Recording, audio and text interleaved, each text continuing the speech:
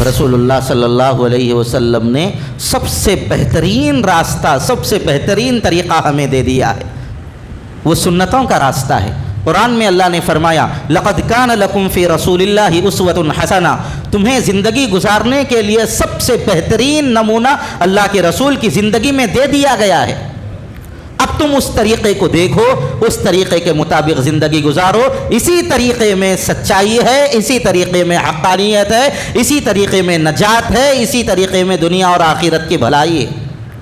वरना बुखारी शरीफ की एक रिवायत है, हौज़े कौसर पर सरकार दो आलम सल्लल्लाहु अलैहि वसल्लम सबको कौसर का पानी पिलाने के लिए बेचैन व बेकरार होंगे। लोग आते जाएंगे, सरकार पानी पिलाते जाएंगे, लेकिन अचानक फरिश्ते आएंगे, कुछ लोगों को वहां से हटा देंगे। सरकार फरमाएंगे, ये तो मेरे उम्मती हैं, मैं इनको पानी पिलाना चाहता हूं कौसर का।